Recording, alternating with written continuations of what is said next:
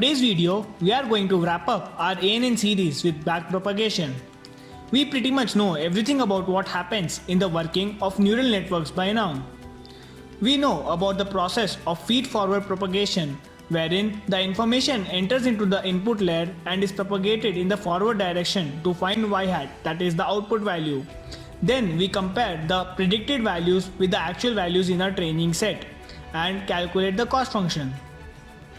Then error or cost function is backpropagated through the neural network in the opposite direction and the network is trained by optimizing the weights. Backpropagation is the central learning algorithm of neural networks driven by intriguing and advanced mathematics, which essentially helps us with adjusting of all the model parameters like bias and weights at the same time. In short, all the weights are updated simultaneously. If we were to do this manually or come up with a different algorithm, we would try to see how each weight impacts our neural network, and then we will have to adjust each weight individually.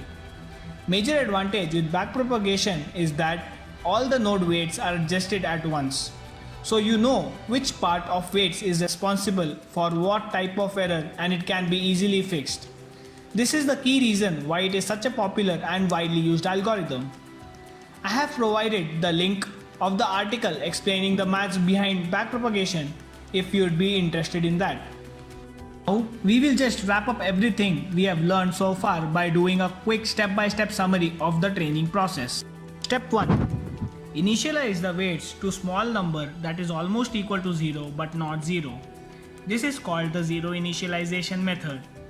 It is important to note that there are many other initialization techniques available like Xavier and the random initialization. Step 2. Input the first row of the dataset into the input layer. Each input feature will have an input neuron. Step 3. Feed forward propagation from left to right. Each neuron is activated by an activation function and is limited by the weights, and consequently we get the y hat at the output layer. Step 4. Compare the neural network's predicted value to the actual value and find out the error, that is the cost function. Step 5. Backpropagation from right to left. The error is backpropagated into the neural network and the weights are updated depending on how much they influence or how much they are responsible for the error. Step 6.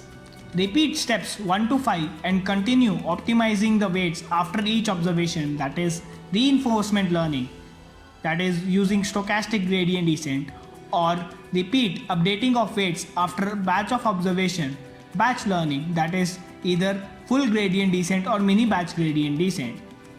Step 7. When all the rows pass through the neural network, that concludes one epoch. Trail and train for more number of epochs. Keep repeating steps 1 to 6 until the neural network optimizes completely and finds the minimum cost function. That is when the result stops showing major changes and find the minimum cost function. That's all for this lecture. I hope you like the entire series of tutorials. There shall be one more video on how you can build the code for artificial neural networks in Python using Keras. But I would recommend watching the next video only you have prior basic knowledge about Python and machine learning. I also will soon be coming up with tutorials of CNN, that is convolution neural network. So please share the playlist with your friends, peers, relatives and subscribe our channel and hit the bell icon for the latest updates. Thank you.